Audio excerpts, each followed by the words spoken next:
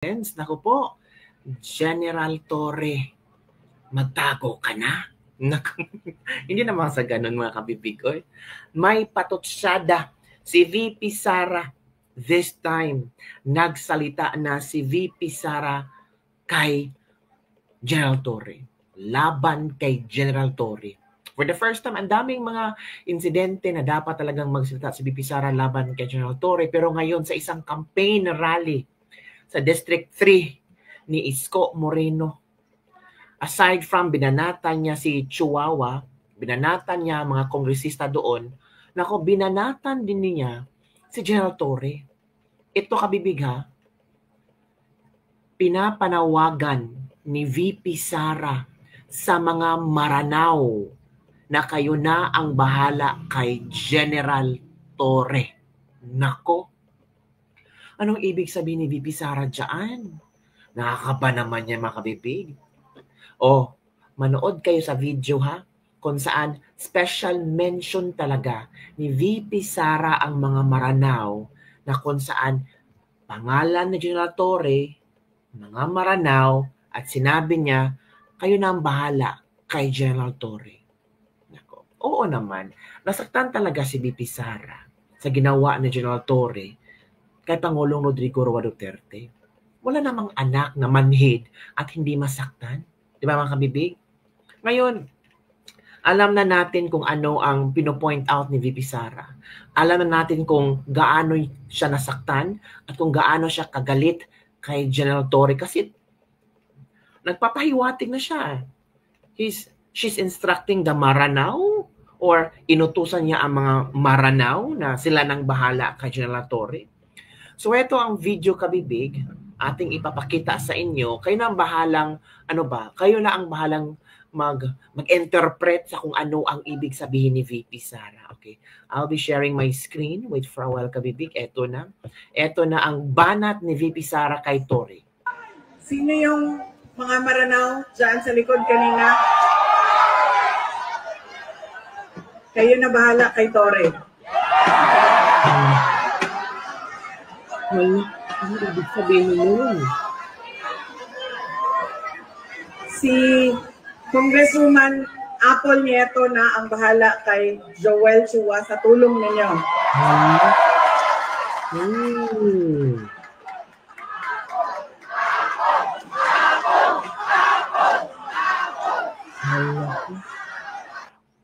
Sino yung mga Maranao dyan sa likod kanina? Nako. Kayo na bahala kay Torre. Nako, mga kabibig. Ano kaya ang ibig sabihin ni VP Sara nito na kayo na ang bahala kay Torre? Ano ba? Hindi ko magets. Sino bang mga Maranao dito manood sa video ko? Mga Muslim, mga brothers and sisters? Nung sinabi ni VP Sara, sino dito ang mga Maranao? I think may nakita siya mga Maranao sa likod. So, sino dito ang mga Maranao? Kayo na ang bahala kay Torre. Hala? Baka ma-misinterpret na naman si VP Sara. Baka sabihin niya naman ako, nagbabanta na naman si VP Sara. Baka kakasuhan na naman ni General Torre si VP Sara kasi pagbabanta sa kanyang buhay. Ano? Ang sinabi lang ni VP Sara, mga Maranao, kayo na ang bahala ni General Torre. Diba? So, anong ibig sabihin ni VP Inday? Baka ang ibig sabihin ni VP Inday, baka ang ibig sabihin ni VP Inday na kayo na ang bahala kay General Torre, ipagpasensyahan na lang natin. Ganon talaga ang ugali ni General Torre. Or ipag-pray lang natin, baka magbago ang ugali ni General Torre. Or baka makita na ni General Torre kung ano ang mali at tama. Depende kasi ang word na kayo na ang bahala ni General Torre. Pero naman, don't worry VP Sara, ipag-pray namin si General Torre. Kami na ang bahalang mag-pray para sa kanya. Diba? Yung mga kabibig. Pero yung iba-iba ang interpretasyon nila sinabi ni VP Sara. On the other hand, mga kabibig, ito pala si General Torre, handang-handa na pala ito. Bakit handang-handa kabibig? Sabi ni General Torre na nakahanda na siyang tumistigo sa impeachment laban kay VP Sara. Wow! Handa-handa na si General Torre sa impeachment ni VP Sara. kung ipapatawag daw siya, ready na siya na magbigay ng kanyang ng kanyang sentimiento. Bakit included siya sa impeachment, di ba? O eto kabibig ha, may nabasa ako at narinig at video ito kabibig na kung saan sinabi ni General Torre na handa na sila. Okay? Let's watch this video. Impeachment trial, ang hepe ng CIDG na si Police Major General Nicolas Torre, ayon sa dating Regional Director ng Davao Police, susunod siya sa Department of Justice kung sakaling ipatawag sa paglilitis kaunay sa mga kaso ni VP Sara na iniimbestigahan ng CIDG at NBI. Matatandaang si Torre ang naghain ng kaso laban kay dating Pangulong Rodrigo Duterte kasunod ng pahayag niya na patayin ang ilang senador.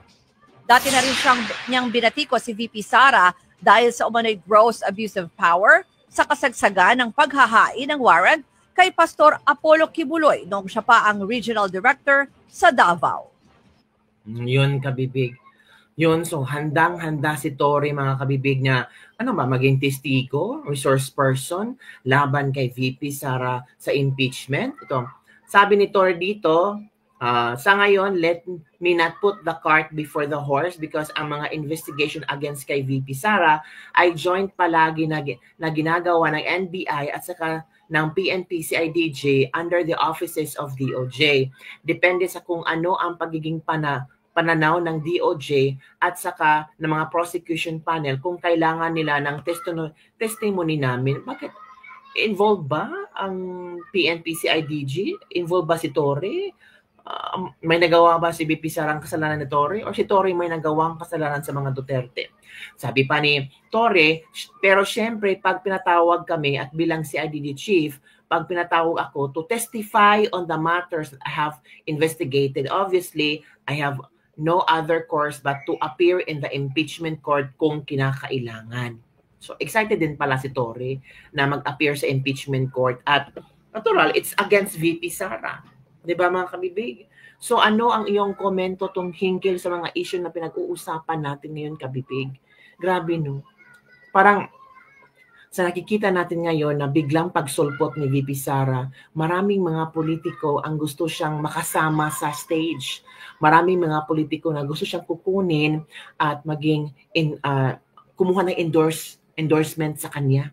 Si Mayor Isko, in-endorse ni VP Sara, ang grupo ni Mayor Isko in-endorse ni VP Sara, pinuntahan talaga ang campaign rally ni Isko Moreno at ni Apple Nieto, 'di ba? So, makikita mo talaga kabibig na grabe ang hatak ng mga tao. Every now and then makikita natin si VP Sara social media na yung mga taong umaatake noon kay VP Sara, mga congressman na umaatake noon kay VP Sara, nabaliktad. Si VP Sara na yun ang umaatake sa mga congressman. Mahirap kasing mag-react ang mga congressman ngayon. It's because yung iba ay tumatakbo, ayaw nilang masira yung pangalan nila. So they're very careful on how to react sa mga statement ni VP Sara. So ngayon, nabigyan nila ng panahon si VP Sara to attack them. Ang delikado nandito mga kabibig ay tumatakbo sila. Walang mawawala kay VP Sara. Sabi ni VP Sara, walang mawawala sa akin kasi hindi ako ang tumatakbo. Kung siraan ko kayo ng siraan, on my own thinking kung siraan kayo ng siraan ni VP Sara, wala talaga kayong magagawa. At masisira talaga ang mga pangalan niyo. Di ba kabibig? So ang tao ngayon ay na-shock sa ginawa ni VP Sara. Ito pala si VP Sara. Iba siya sa Pangulong Duterte, no?